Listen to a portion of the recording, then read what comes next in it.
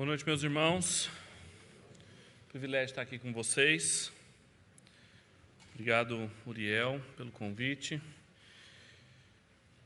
Meu tema é como podemos instruir os nossos filhos em um mundo de gêneros.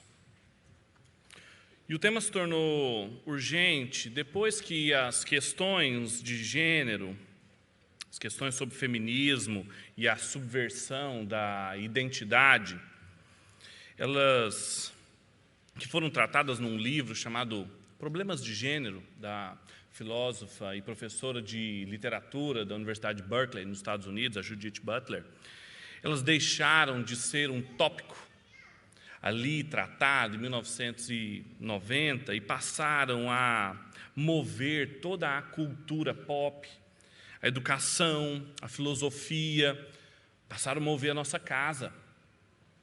Como que a gente sai desse emaranhado?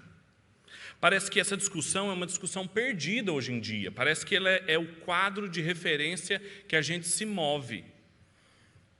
Problemas de gênero foram tão assimilados que hoje parece que o que nos resta é exatamente isso, pensar como é que a gente vai instruir os nossos filhos dentro desse quadro de referência. Então, como que a gente faz dado esse estado de coisas? E o que eu quero fazer com vocês hoje é reintroduzir um conceito nessa discussão que pode desarticular essa subversão, como também ajudar vocês a instruir os filhos da aliança, seus irmãos da igreja, te ajudar. Eu quero falar como que os corpos importam. Pense nesse tema, como que os corpos importam. Esse é um título de um outro livro da mesma filósofa, Judith Butler, Bodies That Matter, de 1996. Escrito, então, 6 anos depois dela lidar com as críticas que ela recebeu. 6 anos, recebendo a mesma pergunta. Ela fala no prefácio do livro: e quanto à materialidade dos corpos, Judy? E ela fala que essa crítica incomodava muito ela, porque essa adição do Judy, como um esforço de desalojar o Judith, que era mais formal, para lembrar da vida corporal. Eu estou lendo uma citação do livro que não poderia ser teorizada à distância, como que ela sendo obrigada a trabalhar e ser trazida de volta à vida corporal, a ser considerada, afinal, mais real, mais urgente, inegável, como que os corpos importam. Quem sabe um pouco de inglês sabe que matter é uma palavra que significa tanto matéria, quanto também importa e como também questão. E a Judith Butler, apesar de ser uma filósofa, ela é professora de literatura. Ou que talvez alguém tivesse esquecido de ensinar a ela, palavras dela, os fatos da vida. Durante 6 anos, a performatividade de gênero, que ela trabalhou no seu livro Problemas de Gênero, foi questionada pela materialidade dos corpos. E eu gostaria de enriquecer essa discussão hoje com um texto bíblico, importantíssimo para a materialidade dos corpos, mas pensado em sua sacramentalidade, do corpo, do culto e da nova criação. É o texto do apóstolo Paulo, na sua primeira carta aos Coríntios, no capítulo 11, a partir do versículo 17 até o 34. Você deve conhecê-lo muito bem. Eu gostaria de ler com vocês. Mas nisso que agora vos prescrevo, não posso elogiá-los, porque vocês se reúnem não para melhor, mas sim para pior. Porque, antes de tudo, estou informado de que, quando se reúnem na igreja, existem divisões entre vocês. E eu, em parte, acredito que isso é verdade. E até é necessário que haja partidos entre vocês, para que também os aprovados se tornem conhecidos entre vocês. Quando, pois, se reúnem no mesmo lugar, não é a ceia do Senhor que vocês comem, porque, quando comem, cada um toma antecipadamente a sua própria ceia. E enquanto um fica com fome, o outro fica embriagado. Será que vocês não têm casas onde podem comer e beber? Ou menosprezam a igreja de Deus e envergonham os que nada têm? O que posso dizer a vocês? Devo elogiá-los? Nisso, certamente, não posso elogiá-los, porque o que eu recebi do Senhor, o que também lhes entreguei, que o Senhor Jesus, na noite em que ele foi traído, ele pegou um pão e, tendo dado graças, o partiu e disse: isto é o meu corpo, que é dado por vocês. Façam isso em memória de mim. Do mesmo modo, depois da ceia, pegou também um cálice, dizendo: este cálice é a nova aliança no meu sangue. Façam isso todas as vezes que beberem em memória de mim. Porque todas as vezes que comerem esse pão e beberem o cálice, vocês anunciam a morte do Senhor até que ele venha. Por isso, aquele que comer o pão ou beber o cálice do Senhor indignamente será réu do corpo e do sangue do Senhor. Que cada um examine-se a si mesmo e assim coma do pão e beba do cálice, pois quem come e bebe sem discernir o corpo, come e bebe juízo para si. É por isso que há entre vocês muitos fracos e doentes, e não poucos que dormem. Porque se julgássemos a nós mesmos, não seríamos julgados, mas quando julgados, somos disciplinados pelo Senhor, para não sermos condenados com o mundo. Assim, meus irmãos, quando vocês se reúnem para comer, esperem uns pelos outros. Se alguém tem fome, que coma em sua casa, a fim de que vocês não se reúnam para juízo. Quanto às demais coisas, eu as ordenarei quando eu for aí. Apesar desse texto ser um texto muito conhecido de nós, ele é, às vezes, mecanicamente instrumentalizado, porque a gente não tem muito claramente o seu contexto, e então a gente se perde na sua mensagem. E em um tempo em que a gente ouve tantas pessoas dizendo: isto não é o meu corpo, esse texto nós lemos o Senhor dizendo: isto é o meu corpo, que é dado por vocês.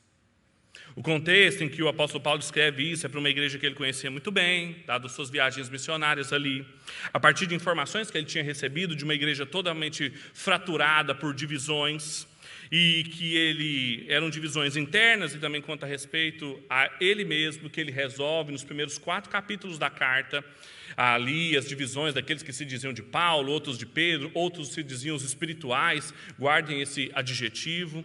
Depois, no capítulo 5, no capítulo 6, ele trata sobre os litígios, a disciplina também de ali uma imoralidade sexual, lembrem-se disso. E depois ele trata de questões pontuais que ele recebeu, do capítulo 7 até o capítulo 16.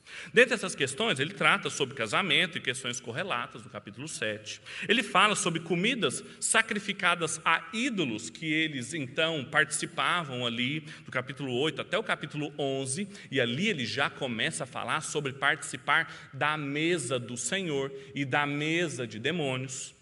Em seguida ele fala sobre homens e mulheres na igreja, no capítulo 11, quando ele começa a falar sobre isso, a partir do versículo 2 até o versículo 16, e aí então ele entra nos abusos da ceia do Senhor. Então Paulo acabara de falar sobre homens e mulheres na igreja, ou se vocês preferirem, sobre gênero, aonde ele os elogia, são questões de culto, e aí ele entra e fala, quanto a isso, ligando as questões, ele fala, isso eu não os elogio. Porque esse segundo bloco, ele volta a falar sobre questões da mesa do Senhor. Antes, eles tinham se colocado nessa questão da sua tolerância. Primeiramente, era tolerância quanto? Uma tolerância que Paulo censurara, porque era uma tolerância quanto à sua liberdade, a liberdade de poder comer qualquer coisa, e Paulo o censura quanto aos fracos, e agora ele vai censurá-los quanto aos mais pobres. E o contexto é que eles estavam seguindo padrões muito comuns ali do Antigo Oriente Próximo, de que um anfitrião chamava as pessoas para se reunir nas casas. Nós precisamos nos lembrar que as pessoas não se reuniam em igrejas dessa forma. Você pega Atos, capítulo 18, um patrono recebia as pessoas na sua casa, quem tinha a casa maior. Atos, capítulo 18, versículos 6 e 7, fala ali da igreja de Corinto, inclusive. E a disposição da mesa seguia padrões de costumes sociais, hierarquia social. Então comia primeiro quem era mais rico e comia por último quem era mais pobre. Vocês lembram do Senhor Jesus falando sobre isso em Lucas capítulo 14? Se você chegar numa festa, não se sente numa posição de honra, se sente numa outra posição, espere ser chamado. Vocês se lembram disso? Isso era o padrão. Só que quando o apóstolo Paulo fala de que a mesa é do Senhor, significa que ele é o anfitrião. Então eles não podiam reproduzir esses padrões sociais. Só que era isso que estava acontecendo. De tal maneira que as pessoas chegavam ali, não esperavam as outras, comiam tanto de tal maneira que uns passavam fome, porque chegavam tarde, muitos deles eram escravos, mas eram membros da igreja. Eles demoravam para chegar porque estavam trabalhando, e quando chegavam os outros já tinham comido, já tinham bebido tanto que estavam embriagados, e outros passavam fome. O apóstolo Paulo termina essa primeira parte dizendo assim: vocês não têm casa para comer? Porque para se reunir dessa maneira, vocês estão se reunindo para pior. Não serve. Vocês não estão discernindo o corpo. A reunião de vocês estão até se reunindo, mas desse jeito é melhor ficar em casa. Vocês não estão diferenciando, e prestem atenção nisso, do que vocês estão comendo e bebendo, porque essa mesa não é igual às outras mesas. Ele já tinha tratado sobre outras mesas, e não é igual a essa mesa. Essa é a mesa do Senhor. O adjetivo que ele usa aqui, do Senhor, no original, ele aparece 2 vezes em todo o Novo Testamento, aqui em Apocalipse, no capítulo 1. Isso é raro, ele está chamando a atenção dos seus leitores. O banquete do amor estava se transformando em um meio para humilhar e ferir irmãos mais pobres, diz o Charles Hodge no seu comentário de 1 Coríntios. O culto, o corpo de Cristo e a criação estavam sendo embaçados por uma falsa noção de liberdade, de ser a mesma coisa, de seguir os mesmos padrões, associado a uma despreocupação. E como é que ele lida com isso? Aí ele termina essa parte, então, falando assim: porque o que eu recebi, eu vos entreguei. Aí vem uma parte mais prescritiva. Ele, então, vai falar e nos ensinar a discernir o corpo. Eu quero que vocês prestem atenção quanto a isso. Essa epístola foi escrita antes de qualquer um dos evangelhos, em termos temporais. É um documento mais novo no Novo Testamento do que os evangelhos, a data. Então significa que essa aqui apresenta o relato mais antigo da instituição da ceia do Senhor, que combina trechos dos evangelhos. Então tem coisas aqui que são pedaços do que fala Mateus, do que fala o evangelista Lucas, e tem trechos, inclusive, exclusivos. O pedaço do versículo 26, até que ele venha, que é uma parte escatológica, que ajuda a gente a olhar para a mesa do Senhor e olhar para frente, não só como algo que Cristo fez por nós, mas algo como o que ela significa sobre, escatologicamente, para onde ela vai, para onde ela nos leva. É algo exclusivo do relato do apóstolo Paulo. E ele começa com termos técnicos da tradução judaica. Paulo é um judeu e ele está nos ajudando a entender como isso significa em termos judaicos. Por que isso é importante? Porque quando eu falo para vocês que a gente vai falar do corpo e dos sacramentos, uma visão sacramental do corpo, isso diz muito respeito ao que o reverendo Augustus falou aqui mais cedo, sobre essa tendência de um deslumbrar da tradição, principalmente da história do dogma, de remontar as influências platônicas, neoplatônicas, médio-platônicas e achar que sacramentalidade diz respeito a essas influências gregas. E o que Paulo faz aqui é usar termos técnicos da tradição judaica sobre receber e passar adiante a tradição. O que eu recebi do Senhor, eu também vos entreguei. Ele não está construindo a sua visão religiosa, não é uma percepção subjetiva dele sobre o que é a ceia, não é uma percepção mística. O que eu recebi, eu entreguei para vocês. Que na noite em que ele foi traído, na noite em que ele foi entregue, um senhor que foi traído, ele tomou um pão, tendo dado graças, tendo agradecido, não tendo lamentado, observe, era um ato de gratidão, por isso que é uma celebração, não é um lamento, o partiu e disse: isto é o meu corpo, que é dado por vocês. Um pão partido, não é um pão inteiro, um pão partido, é o meu corpo, depois de ter dado graças. Cristo denomina um pão partido como o meu corpo. O que isso significa? E como que isso enriquece a nossa compreensão de materialidade e como que isso ajuda os nossos filhos, eu e você, a nos orientarmos numa época de discussão de gêneros. Existem muitos teólogos contemporâneos que dizem que Calvino, e eu estou evitando aqui ficar o tempo todo falando, Rod, Calvino, tá, fulano e tal, porque o tempo é pequenininho, né?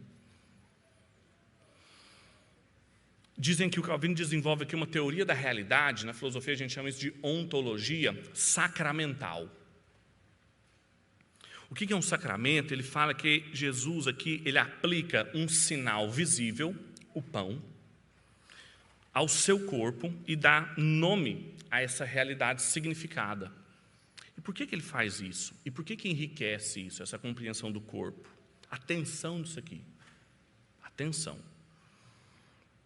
O nome da realidade significada, o corpo dele, não é dado ao pão só porque o pão ilustra o corpo de Cristo. Não é uma ilustração. Calvino fala que não é uma figura, não é uma ilustração. Não é isso. Mas antes, é um símbolo por meio do qual a realidade é confirmada.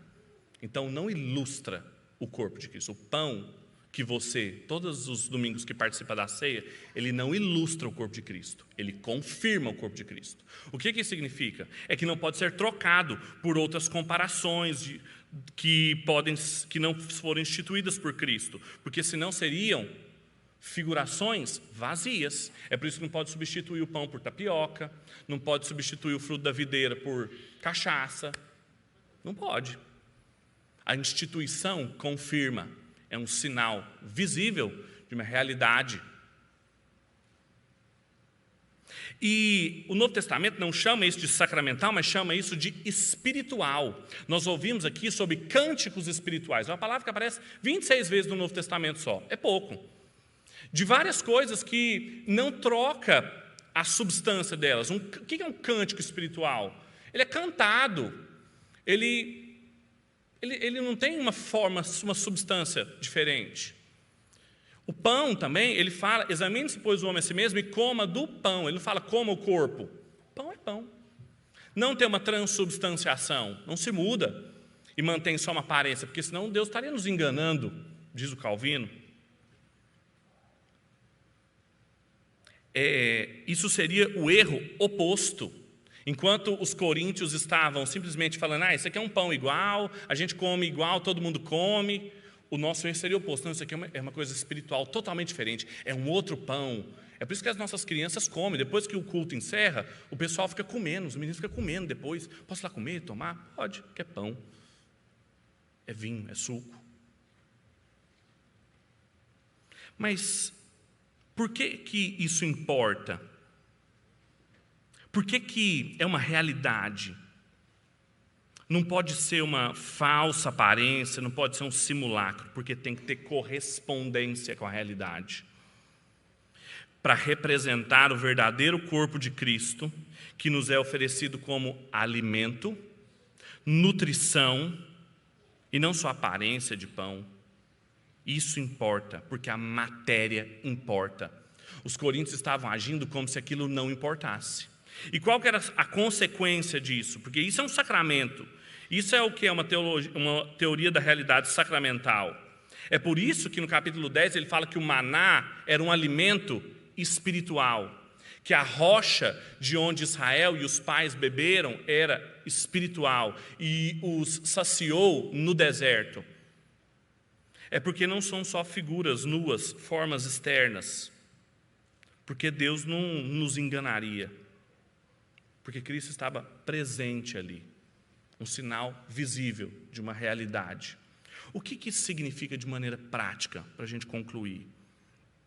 Os coríntios e nós, numa era de gêneros, nós temos um problema de perceber, de discernir, de diferenciar, que eles estavam envolvidos numa coisa real.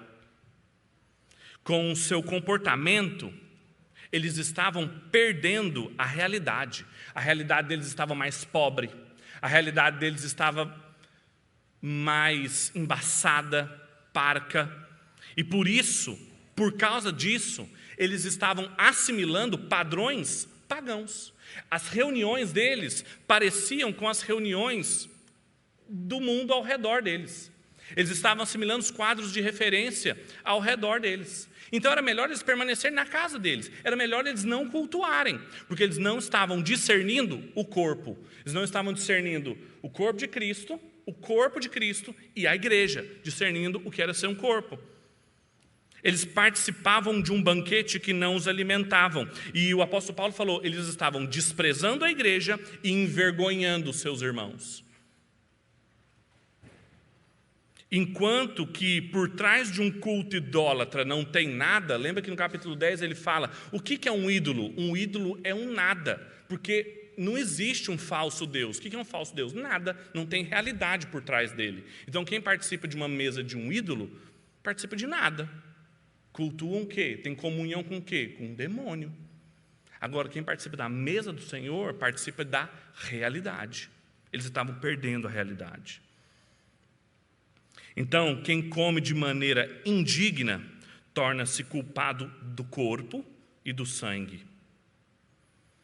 E desprezar a igreja, desprezar o corpo, não discernir o corpo, tinha consequências também físicas. Veja que ele sempre fala de ficar doente, de ficar fraco e de morrer, as consequências. E antes ele tinha falado da disciplina daqueles que foram entregues o corpo, no capítulo 6, daqueles que tinham comunhão com demônios no seu corpo, e daqueles que também de beber e glorificar, se bebemos, se comemos, façamos tudo para a glória do Senhor. Veja como o nosso corpo importa. Veja o que nós temos para ensinar para os nossos filhos, uma teologia do corpo. Veja o que significa instruir os nossos filhos numa era de gênero, desencarnada. Por que eles falam que isto não é o meu corpo? Porque não importa, mas os corpos importam. Para terminar, o Catecismo Maior de Westminster, na sua pergunta 170, ele fala, como que a gente se alimenta do corpo e do sangue de Cristo dignamente? Desde que o corpo e o sangue de Cristo não estão nem corporal e nem carnalmente presentes, é a resposta, no, com ou sob o pão e o vinho na ceia do Senhor, mas sim espiritualmente, a presença espiritual de Cristo. A fé do comungante, não menos verdadeira e realmente do que estão nos mesmos elementos dos seus sentidos exteriores, é tão real e verdadeira quanto os sentidos exteriores. Assim, os que dignamente participam do sacramento da ceia se alimentam do corpo e do sangue de Cristo, não de uma maneira corporal e carnal, mas espiritual. Contudo, verdadeira e realmente, visto que pela fé recebem e aplicam a si mesmo o Cristo crucificado e todos os benefícios de sua morte. Assim, a gente anuncia, como o Senhor Jesus falou, até que Ele venha. Esse é o anúncio, essa é a participação. E é assim que a gente vai passar a ensinar os nossos filhos no culto, onde eles puderem participar, materialidade, sacralidade, como que o corpo importa e que eles não podem abrir mão disso sem perder a realidade, sem empobrecer sua experiência do real com Cristo e sem, com isso também, fazer com que a própria esperança deles, até que Ele venha, também não seja empobrecida. Deus te abençoe. Obrigado.